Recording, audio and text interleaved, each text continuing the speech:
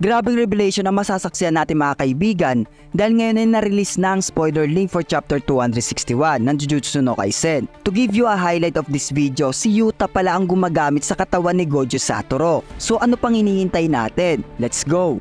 Sa pagbungad nga ng spoiler, makikita nga natin si Yuji Itadori na sinaksak si Sukuna gamit ng kanyang kanang kamay sa bandang puso nito. Bakas nga sa mukha ni Yuji Itadori yung gigil niya sa King of Courses dahil sa pagpaslang nito sa kanyang nakakatandang kapatid which is si Choso. Then nagchat nga si Sukuna sa kanyang domain expansion, then bigla na lang nakita ni Sukuna ang katawan ni Gojo na nakatayo sa kanyang harapan. Kaya't ikinagulat ito ng King of Courses. Pero nasense naman agad ni Sukuna kung sino talaga iyon. Nagiwan pa nga nakataga si Sukuna na paumanhin dahil minaliit kita. Then ito na nga mga kaibigan ang magpapagulat sa ating mga fans dahil ang ulo ni Gojo ay may tahi sa noo. Nasain kung paano kino-conquer o kumukuha ng vessel si Kenjaku para magpapalit-palit ng katawan. Pero hindi ito si Kenjaku mga kaibigan dahil si Yuta Okkotsu ang nasa katawan ni Gojo Satoru. So paano nangyari iyon? Makita nga natin sa next panel ay nagkaroon ng flashback sa pagpaplano ng Jujutsu High na ilipat si Yuta sa katawan ni Gojo. Nag-decide nga si Yuta na siya ang tatapos kay Kenjaku para makonsume ni Rika ang katawan nito at makuha ang curse technique ni Kenjaku na kayang lumipat-lipat ng katawan. Bali yung binabalak ni Yuta, gamit ang curse technique ni Kenjaku ay lilipat siya sa katawan ni Gojo in case na matalo si Gojo kay Sukuna. Tumutol nga si Maki sa kanilang desisyon kaya nagsuggest si Akari na pwede nila itong gawin pag once na natalo na silang lahat or wala na talagang option. Nagsalita naman si Kusakabe if pwede ba daw ni Yuta magaya ang limitless ni Gojo. Nag-response naman si Shoko na hindi dahil ang nakaka-inherit lang ng 6-eye from Gojo ang kaya itong magamit. So kung ganun daw, sabi ni Kusakabe, gayahin na lang ni Yuta ang 6-eye ni Gojo. Nagwika na lang si Shoko na mahirap itong magawa dahil ang 6-eye isang physical part na katawan ng tao. So hindi siya curse technique na kayang magaya ni Yuta. Then in-explain ni Meimei ang pros and con ng gagawin ni Yuta if nakalipat na siya sa katawan ni Gojo. Ay mawawala ang sarili niyang curse technique na copy. At habang buhay niya nang gagamitin ang katawan ni Gojo. Aware naman daw si Yuta sa mangyayari, then wala naman siya magagawa if ito lang talaga yung last resort nila na plano. Pero hindi mo na daw ito gagawin ni Yuta at susubukan niya muna daw hamunin ang King of Courses sa paglalaban. Kung hindi man daw siya manalo ay gagawin niya ang pag-swap. Sumingit naman si Kusakabe at nagwikang maganda daw itong plano pero hindi naman daw ata itong makatao. Kung inyo nga mapapansin ay parang nahihirita si Yuta sa sinabi ni Kusakabe. Kaya't winika niya na ano ba daw yung ibig sabihin ni Kusakabe na hindi makatao. Nire-remind ni Yuta kay Kusakabe na malapit na nilang makalaban ang strongest sorcerer of Heian era, which is si Sukuna. Kaya't ano pa ba daw ang reason kung ikikimkim nila o isa sa puso ang pagiging makatao? Kung ito na lang pala ang maging huling alas nila para matalo ang King of Courses.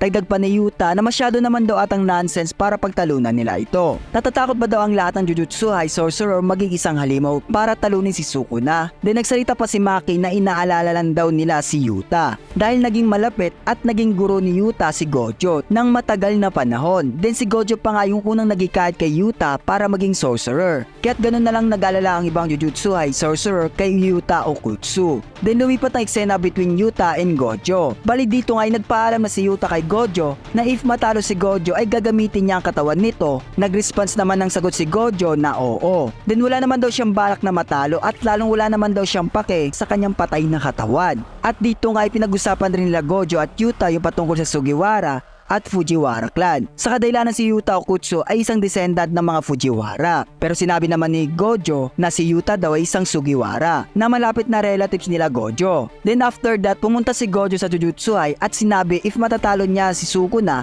ay kailangan si Gaku Hanchi ang tututok sa Jujutsu headquarters.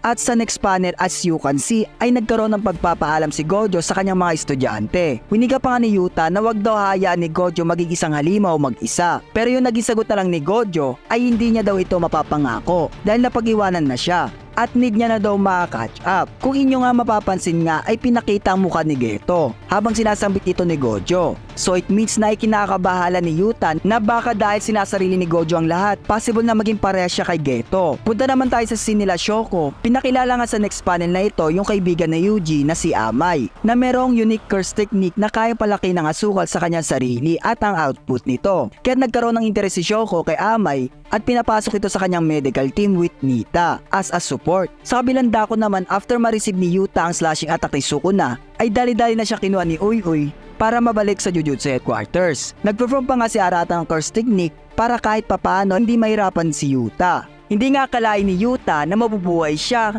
dahil nung na-receive niya atake ni Sukuna ay nag-iwan daw talaga ito ng unconsciousness kay Yuta. Pasalamat na lang daw siya dahil kasama niya palagi si Rika para tulungan siya. Then pagkatapos niyan mga kaibigan ay nakapag-decide si Yuta gawin ang pinaka-last plan nila, which is gamitin ang katawan ni Gojo Satoru. Kaya nagsuggest si Yuta na palipatin na siya sa katawan ni Gojo. At doon na lang daw siya gagamit ng reverse curse technique sa kanyang maximum output para bumalik sa dati ang katawan ni Gojo. Back to the present nga mga kaibigan, Yuta and Sukuna sabay na inactivate ang kanilang domain expansion. Then sinabi pa nga ng narrator na nagawa ni Gojo masolusyonan ang open barrier ni Sukuna. So possible alam rin ni Yuta Okutsu dahil isa siya sa mga nakita sa paglalaban na iyon. At sa last panel ng spoiler mga kaibigan ay naglitawan ang mga domain ng dalawa by Sukuna activating his malevolent shrine, then Yuta Okutsu using Unlimited Void of Gojo Satoru. Mga men, grabing revelation ito. Yuta Okutsu na ang gumagamit sa katawan ni Gojo Satoru. But sadly, it's a confirm mga kaibigan na patay na talaga si Gojo Satoru. So anong gagawin ni Yuta? Gagamitin niya rin ba ang same process na ginawa ni Gojo sa paglalaban nila ni Sukuna? Then it's a great news mga kaibigan dahil hindi na mahirapan magpuproblema si Yuji sa malevolent shrine ni Sukuna dahil nandito na si Yuta Okutsu